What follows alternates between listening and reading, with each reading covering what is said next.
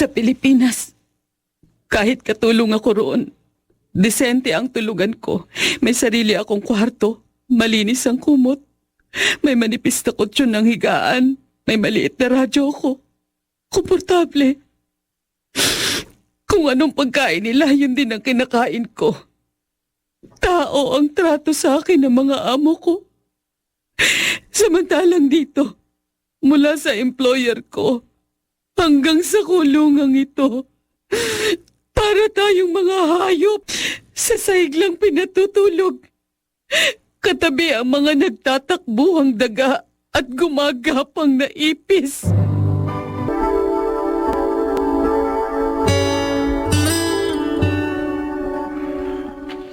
Mahirap ang buhay OFW.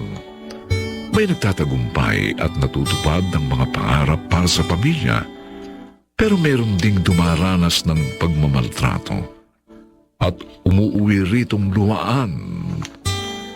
Mga kaibigan, pakinggan natin ang naging karanasan ni Daria sa ating dunang sa kanyang panahon.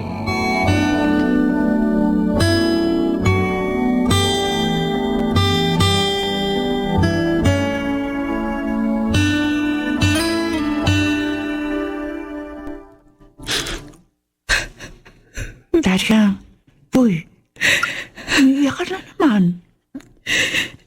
Magdadalawang buwan na tayo rito, Merly.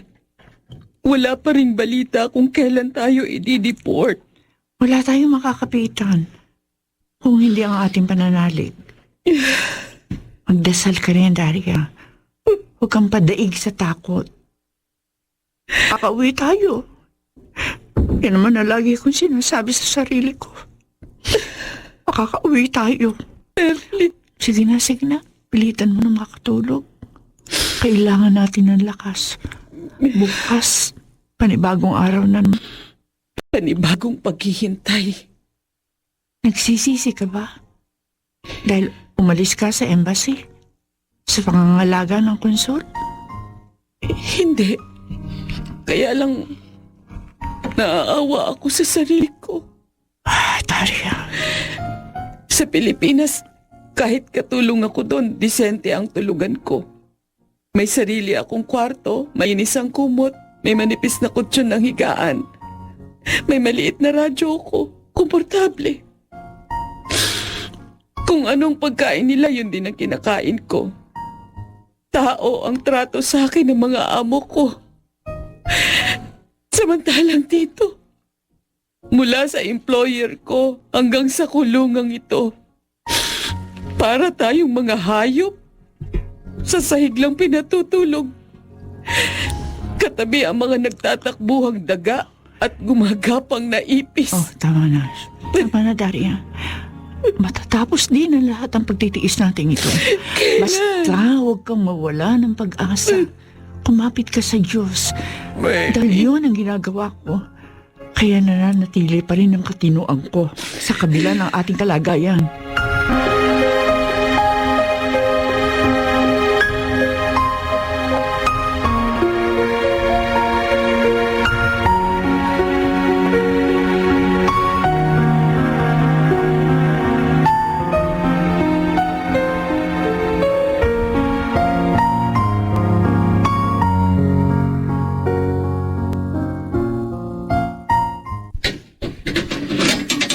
Hey, you two, Filipina, Merly, Daria. Merly, tinatawag tayo ng jail guard. Yes? Why? You go with me. Saan tayo pupunta? Hindi ko alam. Sumunod na lamang tayo. Oh, Diyos ko. Remove their hands. Okay. Okay. Sit down. Thank you, sir. We will bring you to deportation office. There, you will wait for plane ticket. Plane ticket? Home? We're going home? Yes. Merly, rinig mo.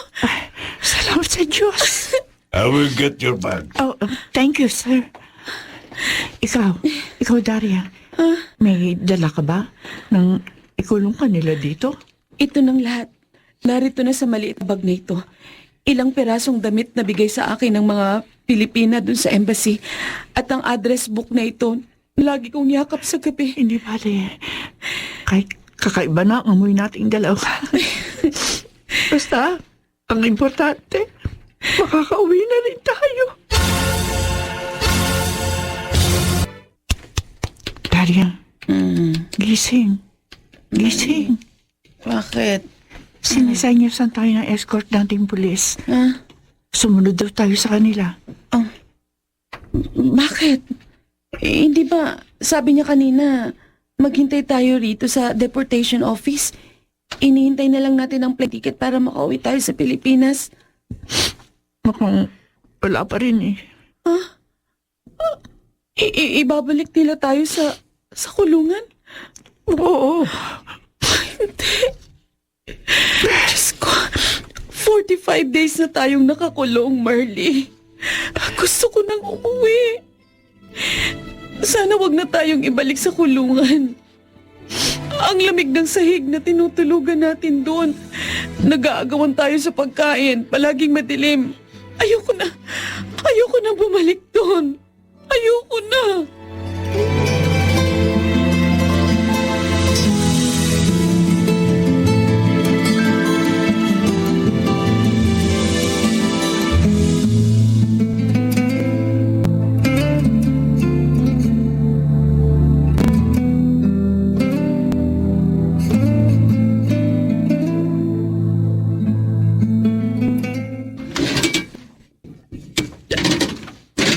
Daria, Melba? Anong ginagawa mo rito? pinili ko na rin magpa-deport. Nang mabalitaan ko na nakaschedule ka lang i-deport, naisip ko, baka pwedeng mag-volunteer na rin ako. Kailan ka pa rito sa kulungan? Kanina umaga. Kaninang umaga rin kami inilabas. Ito nga palang sama ko, si Marley. Ay, hello. May iba pa akong kasama na galing din sa embassy. Mahirap dito. Totoo lahat ng sinabi mo sa akin noon. Ay, hindi bali na. Kung nakapagtiis ka, siguro naman. Makakapagtiis rin kami. Basta ang importante, makauwi kami sa Pilipinas. Kahit i-deport pa.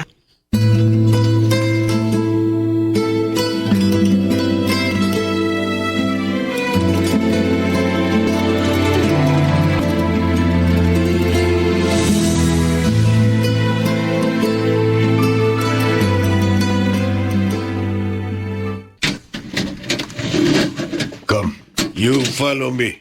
Oh. We bring you back to deportation office. Marley, totoo kayang ibibigay na sa atin ngayon ang plane tickets natin? Ako sana. Sana naman, Daria. Hindi ako maniniwala hanggat hindi tayo nakasakay sa eroplano palabas ng Saudi Arabia. You stay here Oh, and hold your plane tickets. thank you. Thank you very much, sir. You wait for officer who will assist you to airplane. Yes, yes, sir. Thank you very much for helping us. You are welcome. Daria, Burley, we leave you now. Thank you. Thanks again. May Allah bless you. Thank Inshallah. Daria, Marley. hawak na natin sa wakas ang plane. Oo nga, makakauwi na tayo sa wakas. Narito na tayo sa airport. Salamat sa Diyos. Salamat po.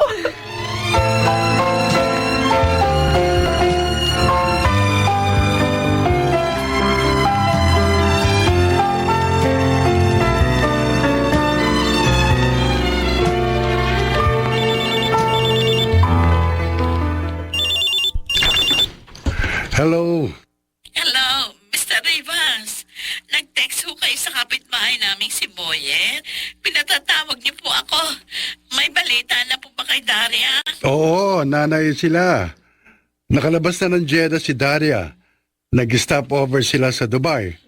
8 oras pang ihintayin nila bago lumipad ang eroplano patungo rito sa Pilipinas. Ay, Diyos ko. Salamat. At uuwi na siya. Makaluluwas ba kayo? Hihintayin ko kayo rito sa opisina. Dito na ako matutulog. Madaling araw sila darating sa airport Ay, bukas. sige po. Ngayon mismo, magpapasama ako sa kapitbahay namin. Luluwas kami para makita ko mismo yung pagdating ng aking anak.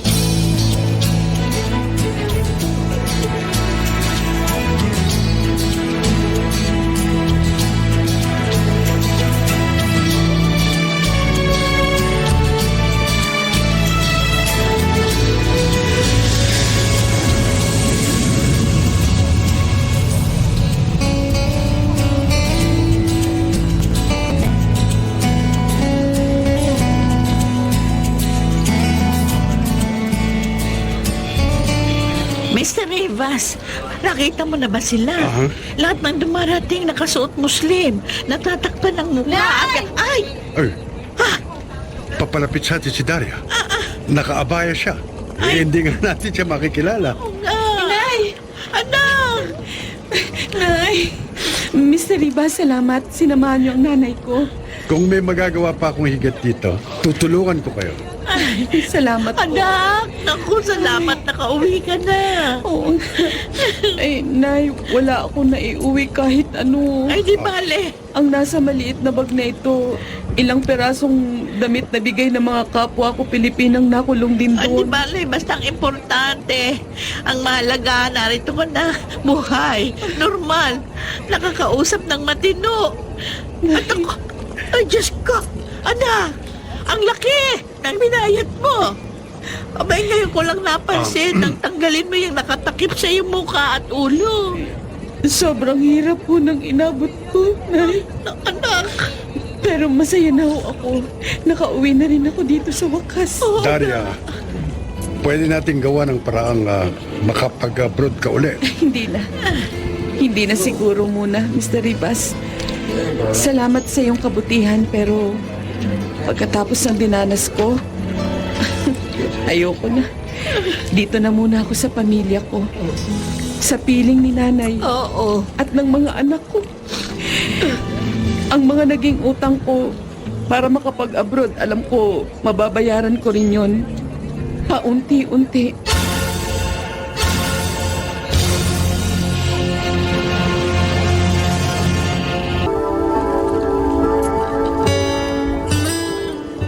Sa lahat ng larangan, tayo'y nakikipagsapalaran. Hindi tamang sabihing mapanganib ang pagtatrabaho sa ibang bansa. Dahil marami naman talagang nagtatagumpay at nakakamit ang mga pangarap sa buhay. Kung nagkataong minalas sa employer at hindi magandang naging kalagayan, laging tandaan na ang mga ahensya ng pamahalaan ay pwede nating lapitan sa kanyang panahon.